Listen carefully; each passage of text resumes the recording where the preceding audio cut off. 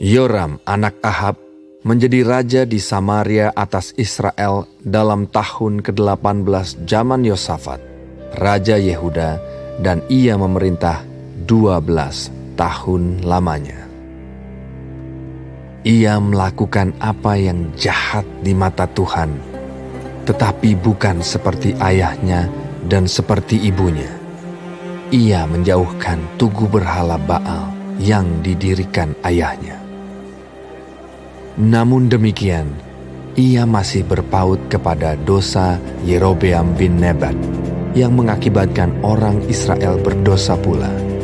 Ia tidak menjauhinya. Mesa, raja Moab, adalah seorang peternak domba.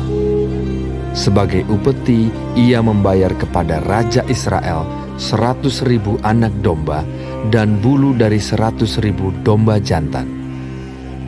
Tetapi segera sesudah Ahab mati, memberontaklah raja Moab terhadap raja Israel. Keluarlah Raja Yoram pada waktu itu dari Samaria, lalu ia memeriksa barisan seluruh orang Israel. Selanjutnya ia menyuruh orang kepada Yosafat, raja Yehuda, dengan pesan, Raja Moab telah memberontak terhadap aku. Maukah engkau bersama-sama aku berperang melawan Moab? Jawabnya, Aku akan maju. Kita sama-sama, aku dan engkau, rakyatku dan rakyatmu, kudaku dan kudamu. Lagi ia bertanya. Melalui jalan manakah kita akan maju? Jawabnya, Lalui padang gurun Edom. maka berjalanlah raja Israel dan raja Yehuda dan raja Edom. Tetapi sesudah mereka berkeliling 7 hari perjalanan jauhnya, maka tidak terdapat air untuk tentara dan untuk hewan yang mengikuti mereka.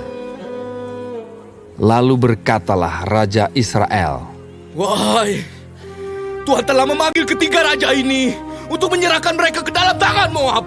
tetapi bertanyalah Yosafat, Tidak adakah di sini seorang nabi Tuhan, supaya dengan perantarannya kita meminta petunjuk Tuhan? Lalu salah seorang pegawai raja Israel menjawab, katanya, Di sini ada Elisa bin Safat yang dahulu melayani Elia. Berkatalah Yosafat. Memang padanya ada firman Tuhan. Sesudah itu pergilah raja Israel dan Yosafat dan raja Edom kepada Elisa. Tetapi berkatalah Elisa kepada raja Israel, Apakah urusanku dengan engkau? Pergilah kepada para nabi ayahmu dan kepada para nabi ibumu.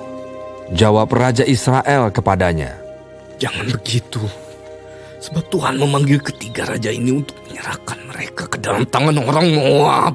Berkatalah Elisa, Demi Tuhan semesta alam yang hidup, yang di hadapannya aku menjadi pelayan.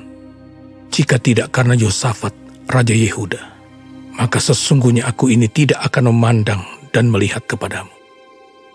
Maka sekarang, jemputlah bagiku seorang pemetik kecapi. pada waktu pemetik kecapi itu bermain kecapi, maka kekuasaan Tuhan meliputi dia. Kemudian berkatalah ia, Beginilah firman Tuhan. Biarlah di lembah ini dibuat parit-parit. Sebab beginilah firman Tuhan. Kamu tidak akan mendapat angin dan hujan. Namun lembah ini akan penuh dengan air. Sehingga kamu serta ternak sembelihan dan hewan pengangkut dapat minum. Dan itu pun adalah perkara ringan di mata Tuhan. Juga orang Moab akan diserahkannya ke dalam tanganmu. Kamu akan memusnahkan segala kota yang berkubu dan segala kota pilihan. Kamu akan menumbangkan segala pohon yang baik. Kamu akan menutup segala mata air. Dan kamu akan merusakkan segala ladang yang baik dengan batu-batu. keesokan harinya ketika orang mempersembahkan korban, datanglah dengan tiba-tiba air dari arah Edom, lalu penuhlah negeri itu dengan air. Ketika didengar seluruh orang Moab bahwa ketiga raja itu telah maju memerangi mereka, maka dikerahkanlah semua orang yang masih sanggup menyandang pedang, bahkan orang-orang yang lebih tua juga. Kemudian mereka ditempatkan di tepi perbatasan. Keesokan harinya pagi-pagi, ketika matahari bersinar atas permukaan air itu, tampaklah kepada orang Moab itu bahwa air di sebelah depannya merah seperti darah. Lalu berserulah mereka, Itu darah! Tentulah raja-raja itu telah berbunuh-bunuhan, yang seorang membunuh yang lain. Maka sekarang, marilah menjarah hai orang-orang Moab. Tetapi ketika mereka sampai ke perkemahan orang Israel, maka bangkitlah orang Israel itu, lalu memukul orang-orang Moab sehingga mereka lari dari situ.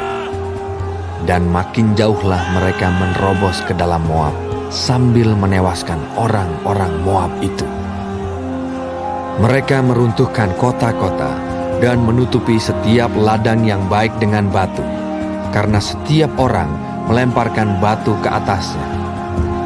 Mereka menutup segala mata air dan menumbangkan segala pohon yang baik, sampai hanya Kir Hareset saja yang ditinggalkan. Tetapi kota ini ditembaki oleh orang-orang pengumban dari segala penjuru.